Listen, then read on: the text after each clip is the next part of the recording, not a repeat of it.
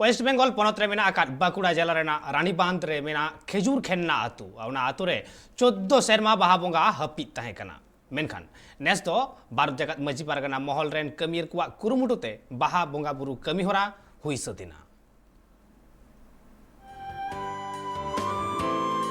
संताल सावता रना झोतो खन मारांग पाराब दो हुई कना बाहा बोंगा और ओना बाहा बोंगा दो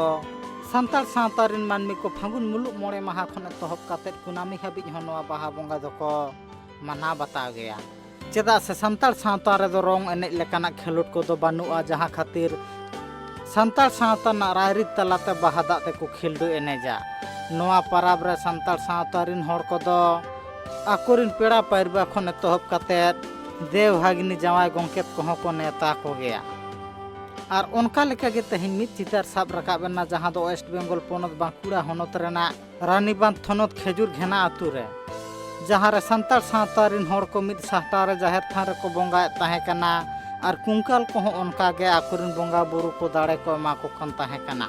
उन ऑक्टो रे आको तला रे मित एपेड़ेन हेड हुई लेना जहां खातिर गे पुन शर्मा ओंडेना बोंगा थान दो हपित गे ताहे कना ओना साथे इन मतो दो बांग हुडिंग तुम मारांग तुम छवानी रेन अडी आयमा आले पारगना कोले ताहे कना एनखान ओना गालमाराव रे एन हिलो गालमाराव गोटा गिदाले जे आबो दो लिखित दो बांग आबो दो मोचा कथा ते कटी आईसी साहेब बोन बटाई चोया वारी पुरे ओना लकाते आले ले चलाव लेना ललई ओंडे सेन काते आले आईसी बाबू संगे ले दुरुप पानते काते मेताले कनाय तेहिन आपे पे लय आले कना एनखान तेहिन तो गापा और मियांग तापे दिन और तेहिन इन चिकतिन संभव दाड़ेया इन तो बाइन संभव दाड़ेया ओना लेकाते उनी खोजो कान थाहे जे एखोनो पे चांदो समय इमन पे तारपरे मीमांसा कथा पे आले ओना रे बांगले हेंसी करा ताय खातिर आदो आजे मेंदा ताले इन आले कामिया और आले होले नता कना आले आले कामिया आदो आज दो इंदा चुवाले सई ओंडे जाते आले हैं आदो ओना लेकाते आले जखन ओंडे खना गालमारा कते ले उंडुकिना आले मेटेन स्लोगान ले एम किदा ओना स्लोगान एम के खान ले आदो आईसी साहेब आडी जानी होयतो बतरेन चमचित चों आरो संगे तेगे एकबारे होहो रुवर के लिया आरो मेताले कना एसडीपीओ साहेब हिजुक कना साथे वीडियो हिजुक कना तिहिं गे नोडे हम गालमारा कते बो मीमांसाया मेनखान नेस तो रानीबांध थनत रिन आईसी और एसडीओ आ गड़ो सहत और भारत जगत माझी पारगना महल रिन अगुआन को कुरुमुटुते आयमा सेरमा तायम आको बाहा बोंगा कामी होरा दको एतहब केआ हैं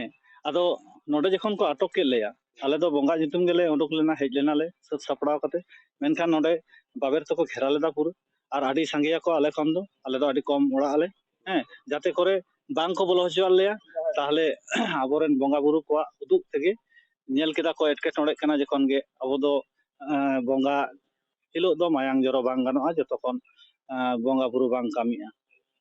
ताहले ओना लेकाते आदो उनको ठीक निंक 4 बजा अक्तो गे जानि खान आदो उन दो नाइके को बाड़गे सीमा धारा रे रुवर सेन कते तान माथान बेनाम कते ओंडेना कामी एनलो कामी हरा दो बोंगा बुरु कामी हरा दो मुचित होइले कथा लेकारे बाडाय कना बांग मा सेदाय हपराम खन गे नोंका लेकना लाय लाकचार एने सेरिन तलाते गे पे महार ना कामी होरा दो संताल सावता रिन होड़ को तो तोरा आगुए ताहे कना ओना खातिर नित रहो रे हिड़ बिदिड़ एने सेरिन तलाते एतहब केआ ओना खातिर नित रहो खेरवाल सावता रे नोंका लेकना चोल नेल ᱧᱟᱢᱚᱜ कना जहां रे दो आको को तलारे बोहा मिसरा खन एतहब काते आतु गावला को तलारे आडी रास्का सदला रास्का रमज नेल ᱧᱟᱢᱚᱜ कना ᱟᱵᱚ ᱱᱚᱰᱮ ᱵᱚᱱ ᱵᱚᱸᱜᱟ ᱵᱩᱨᱩᱜᱼᱟ ᱡᱟᱦᱟᱸ ᱨᱮ सारा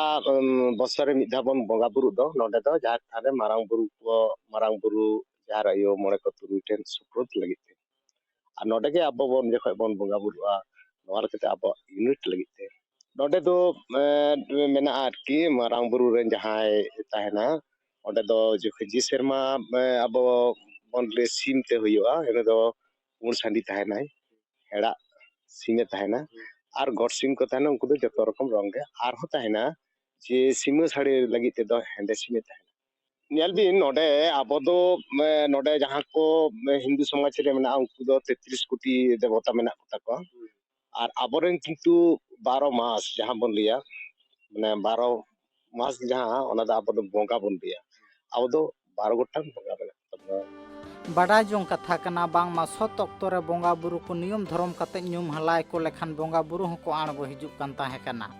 जहां खातिर नित रहो सान्ताड़ सावता रिन होड़ को दो बोंगा बुरु चेतान रे आडी गे पतिया मेना ताकवा ओनाते सान्ताड़ सावता रिन होड़ को बाहा बोंगा खने तोहब कते आको ताला रे जहां लेकाना गे अनाटेट के टोड़े हेज लेन खान उनकुआ मारांग बोंगा थान दो जाहिर थान ओना जाहिर थान रे आको बोंगा बुरु कते सनाम लेकाना एटके टोड़े को सोलहेया ओना खातिर गे सान्ताड़ सावता रिन होड़ को नोंका लेकाना सेरवा किया बोंगा बुरु दो जाक जमक सलाग गे को मना बता अगुएआ बांकुड़ा खन सिद्धू मांडिया रिपोर्ट ट्राइब टीवी।